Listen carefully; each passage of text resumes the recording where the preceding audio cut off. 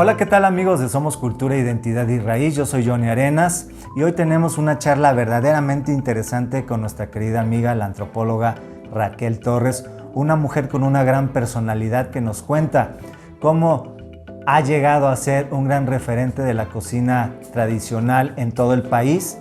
Nos platica un poquito de cómo fue su niñez, cómo sus papás la fueron involucrando en el mundo gastronómico, además de ser la primer presidenta mujer en la Canirac, aquí en Jalapa, Veracruz, y nos platica de ese gran viaje que hizo a Malasia, llevando en alto el nombre de México y de Veracruz con su cocina, y si esa personalidad que todo mundo conoce y conocemos, la ha hecho fuerte, la ha hecho ganarse el respeto de todos y todas, y si tuvo que ver el haber pertenecido al primer movimiento feminista en el país, que fue aquí en Jalapa. Así que vamos a ver qué nos dice Raquel Torres.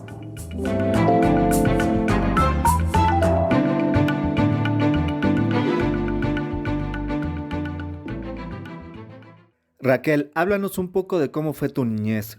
¿Cómo tu niñez te llevó a la cocina? Mi niñez fue la de cualquier niño, niño o niña que vivía con sus papás en una modesta casa en lo que hoy sería como el centro histórico de Jalapa. Estoy hablando de hace 70 años más. Entonces mi vida fue tranquila, con una mamá dedicada a sus hijos y con un papá trabajador y proveedor de lo estrictamente necesario, pero que fue suficiente para darnos lo necesario: casa, comida y sustento, y además alegrías y amor. Esa fue mi niñez. Y creo que la niñez de cualquiera está marcada por lo que come, pero no necesariamente eso lo lleva a la cocina, que es mi caso. Todos hacen referencia de que sus abuelas, sus tías, sus no sé qué, les heredaron las recetas y no sé qué. No fue mi caso, ni tampoco de mi mamá. Solamente sé que comía muy bien, porque mi mamá era muy buena cocinera, pero nunca nos enseñó a cocinar, solamente nos mostró el ámbito culinario en términos de el espacio que significa la cocina y lo que hay que hacer en la cocina. Y en este caso, como niña, pues me tocaba desde lavar trastes, aprender a lavar trastes, que el quehacer de la casa tiene una metodología y nadie sabe qué es metodología, pero la hay, y de cómo ayudar en todo caso al quehacer de la casa, al quehacer en la cocina, que era desde limpiar frijoles, lentejas o el arroz, o lavar el arroz hasta que el agua saliera blanquita y ponerla a secar cuando había sol, porque antes tampoco era una Jalapa con mucho sol, sino había 200 días de lluvia, o de chipi, o de nortes, o de como se entienda el tiempo, y básicamente eran días friolentos, son los que a mí me tocaron.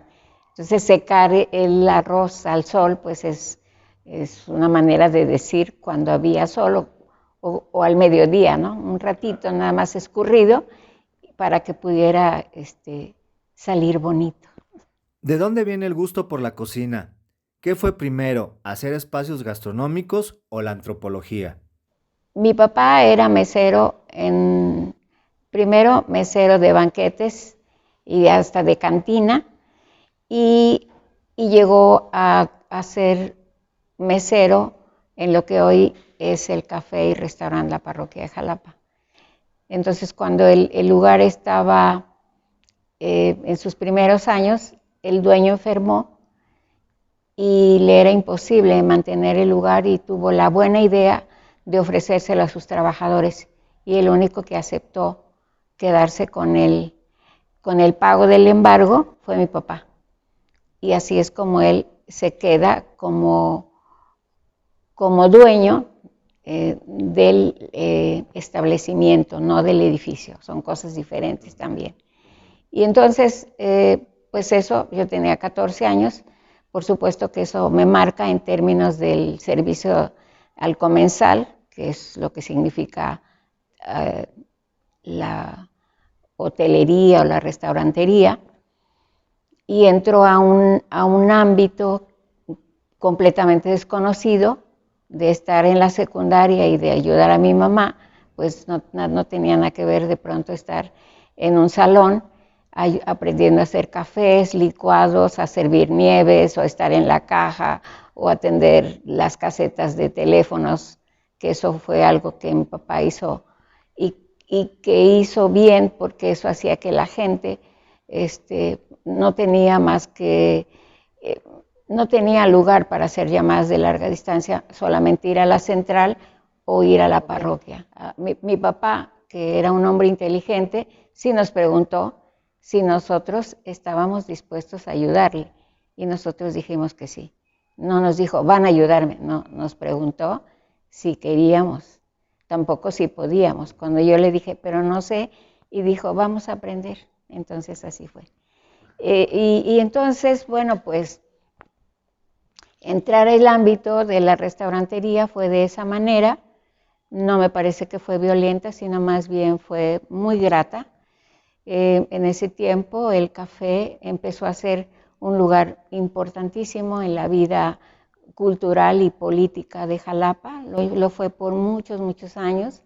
Entonces, pues a mí me permitió socializar de otra manera, conocer a personajes de otros tiempos, locales, estatales, y a entender, a tener otra mirada de la vida que ya no era cotidiana, sino de la vida social y cultural de Jalapa, de los años 70, 80 hasta los 90. Por supuesto que tampoco estar allí me hacía mucha gracia, y yo veía que era atender un lugar de comida significa darle tiempo al lugar, todo el tiempo, o todo el tiempo que está abierto al público, que ofrece servicio al público. Y yo no quería eso, entonces inventé que mejor yo quería estudiar fuera de Jalapa, y así elegantemente me desconectaba, y salí a estudiar trabajo social. Y en una de mis primeras experiencias laborales como trabajadora social, estuve en una comunidad indígena en la cuenca del Papaloapan, en la cuenca alta del Papaloapan, y entonces fue que decidí estudiar antropología. Y al cabo de muchos años, después de trabajar en el gobierno federal, decidí que tampoco quería trabajar en el gobierno federal, sino tener mi propio espacio de comida. Y entonces fue porque eso se suponía que me generaba independencia laboral e independencia económica. Entonces fue que decidí salir, y como aparte de haber estudiado estas dos carreras, que para ejercerlas había que trabajar en instituciones gubernamentales, pues entonces fue que decidí, y la otra parte, que lo que yo había aprendido en el café de mi papá era el servicio al cliente y atender una cocina y todo lo que tenía que ver con la restaurantería, pues entonces fue que decidí hacer mi primer espacio gastronómico, que fue la Churrería del Recuerdo, y que la tuve por 30 años hasta que la traspasé. Entonces eso es lo que me llevó. Eso es lo que me llevó a hacer espacios gastronómicos, el que era algo que había aprendido en mi adolescencia. Y el que haya decidido hacer investigaciones en términos de la antropología, pues no lo hice con el rigor de la academia, de los antropólogos, sino que mi formación sí me permitía tener otra mirada de lo que significaba cocinar y de lo que significaba la relación del hombre con la naturaleza para obtener un ingrediente y transformarlo. Eso es lo que me permitió. Y empecé a hacer recetarios de manera azarosa, no, sin mayores pretensiones, pero fue en un tiempo, estoy hablando hace 40 años, donde la cocina mexicana no tenía todos estos movimientos que tiene ahora. Había mucha gente en el Distrito Federal, hoy Ciudad de México, que sí ya se dedicaba a ver que la cocina mexicana era muy importante y que no se le había revisado, no se le había atendido. Yo lo sabía, pero no tenía contactos ni conexiones, así que yo lo hice de manera bastante aislada. Y ya en su momento fue cuando empecé a acercarme a ciertas personas, o ciertas personas empezaron a acercarse a mí porque estaba en Veracruz, estado, y así fue como me fui encauzando, me fui encaminando a los temas que tienen que ver primero con las cocinas originarias, o sea, con las cocinas indígenas de Veracruz, a empezar a hacer investigaciones y a escribir un poco de ellas.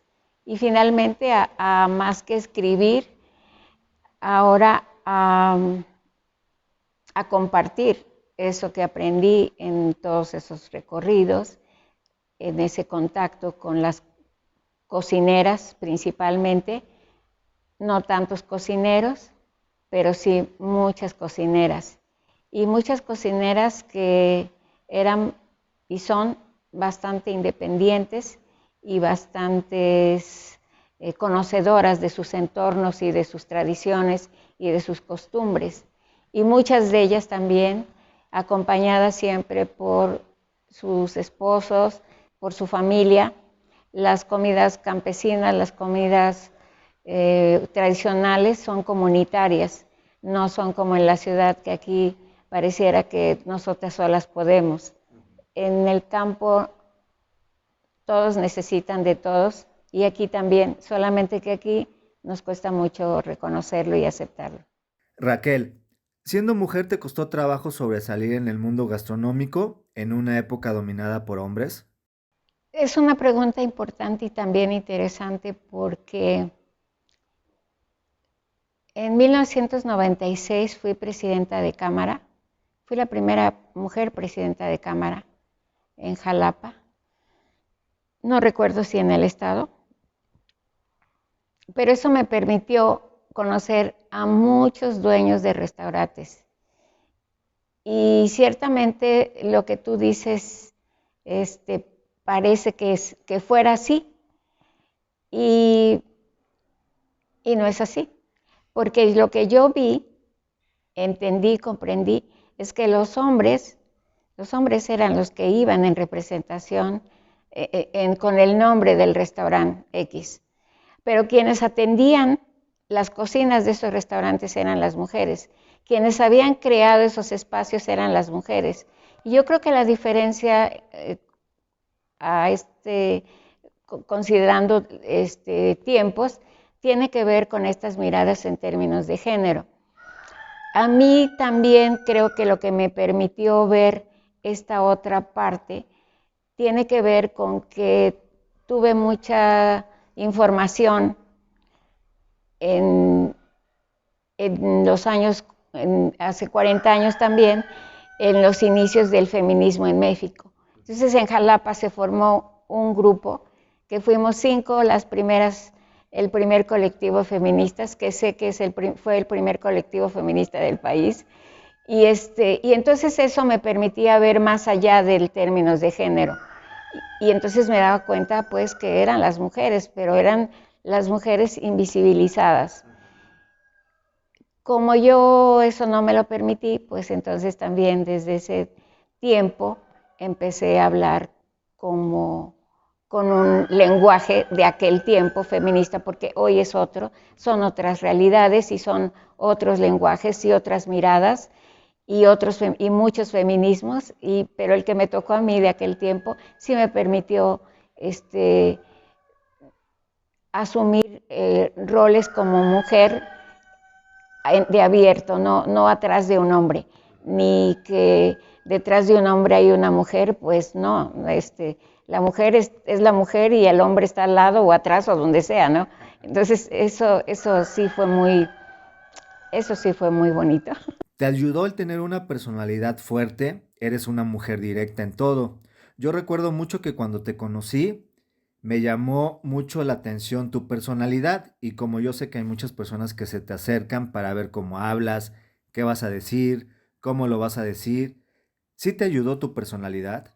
Yo creo que fui una mujer transgresora en su tiempo y que eso podía hacer la diferencia y eso podía parecer que yo fuera una mujer fuerte o lo que tú acabas de decir. Pero no sé qué tan cierto sea porque también conocí tantas mujeres que eran muy parecidas a mí o yo quería parecerme a ellas que pues solamente creo que tuve la suerte de estar en lugares en donde yo podía mostrarme y las otras mujeres no. Porque sí, creo que fue eso. Y sí debió haberme ayudado ser una mujer que hiciera, que pareciera que tenía este carácter fuerte que dices, o esta personalidad como tú la comentas. Creo que a mí lo que me fue importante fue tener claro que yo no quería ser como muchas mujeres que justamente estaban atrás de que siempre actuaban atrás o con permiso de los hombres. Eso me parecía, no me gustaba. No creí que debiera ser así. Tampoco creí que una mujer era más que un hombre, solamente que éramos diferentes, pero que teníamos los mismos derechos y hasta los mismos derechos y que teníamos que estar en términos de igualdad, eh, tenerlo, tener esos derechos y esos valores. Y cada quien, desde su biología, mostrarse como fuera. Eso sí fue, siempre lo vi así. Y, y siempre traté de mostrarlo y de decirlo. Y creo que también es importante no pensar de una manera y actuar de otra, sino ser consecuente y congruente con lo que se piensa. El pensar es hacer. Uno no puede disasociar eso. Y esa parte, en términos de mujer, sí creo que la asumí siempre con gusto, a veces no tanto, porque también tiene que ver con la no comodidad. Yo me acuerdo que alguna vez, siendo presidenta de Cámara, en la sala de juntas, que era una sala muy elegante, para ese tiempo, así como regia, y donde la cabecera pues la presidía la mujer. Yo soy muy bajita y siempre me cuelgan los pies de las sillas porque no alcanzo. Entonces cuando llegué a esa reunión, era la primera, no había una sola mujer, eran solo hombres, eran 15 hombres. Y cuando llegué se levantaron para que yo me sentara en la silla como presidenta. Y eso fue algo que siempre me ha marcado, que me marcó, creo, porque con todo y que yo veía y había sido educada en estas atenciones y caballerosidades, en las cuales también a veces celebro y que hoy están en desuso, cuando se pararon yo les dije que muchas gracias, que eran muy amables, pero que yo no era una dama, yo era una mujer y que quería ser tratada como mujer y como hombres y que éramos iguales, pero que igualmente les agradecía la atención, pero que no se sintieran obligados a hacer conmigo esto, porque hacer conmigo esto podía parecer que yo tuviera que ser condescendiente con otras cosas con las que no iba a condescender.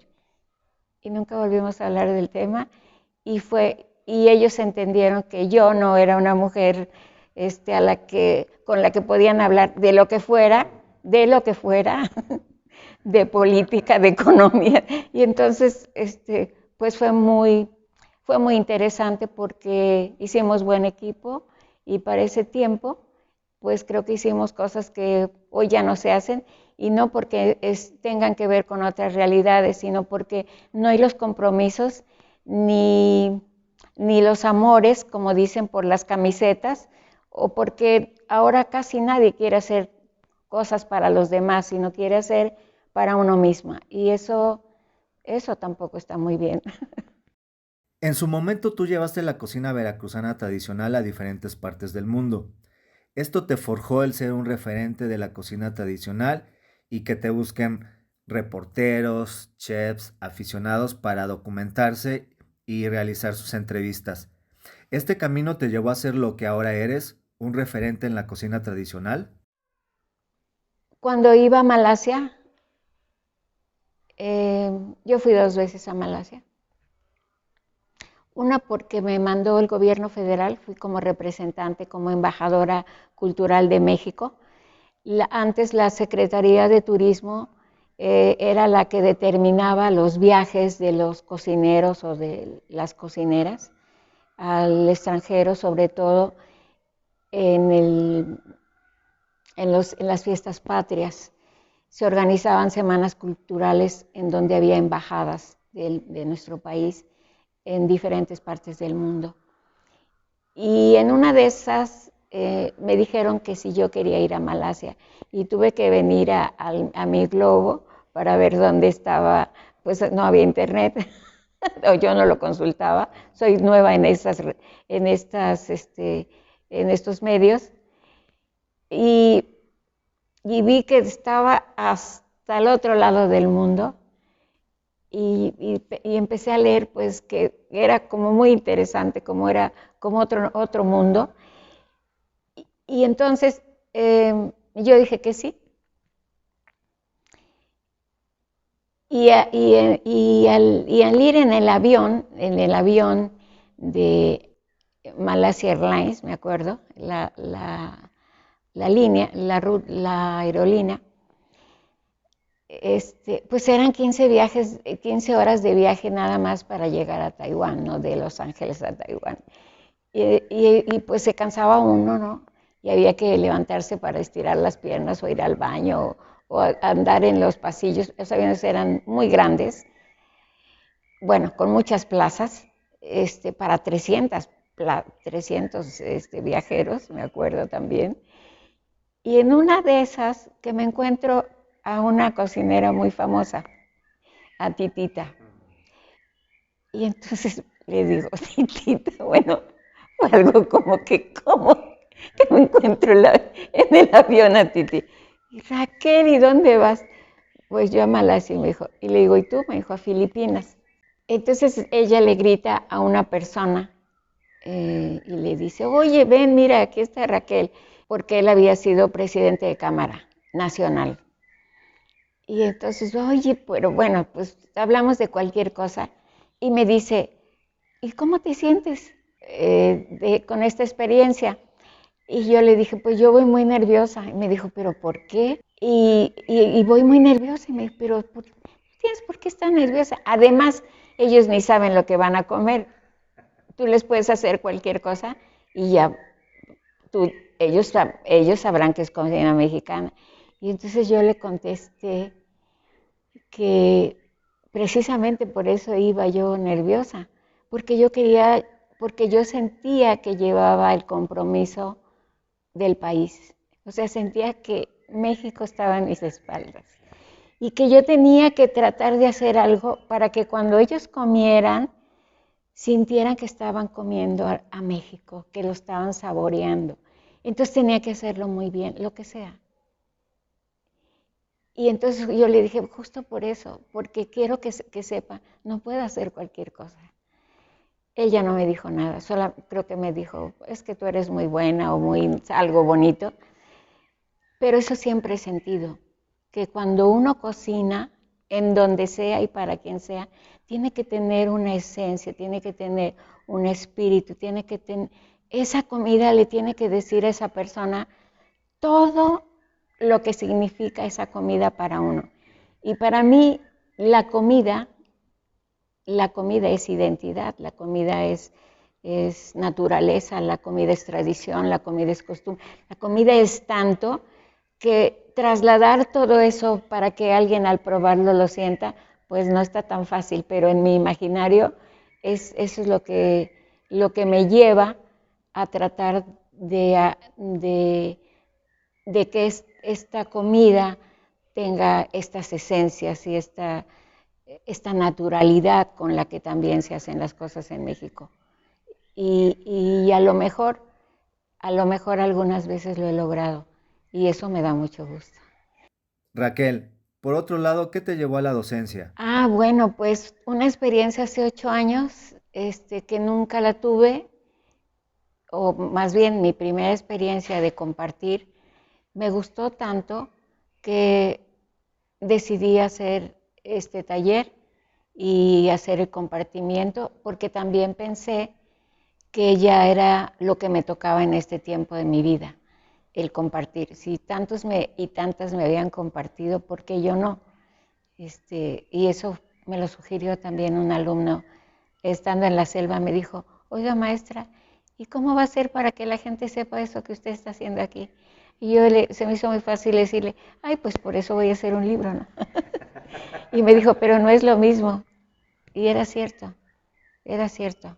Entonces hoy tener estas experiencias culinarias de compartir me llena mucho, me satisface, me hace sentir muy, muy bien y creo que a veces en muchas personas se van muy contentas por haber venido, por haberse reconocido en la comida de sus ancestros. Ese es el tema. Es la pasión. Sí, sí, definitivamente. Soy muy feliz con esto. ¿Cómo ves el movimiento cultural en Jalapa?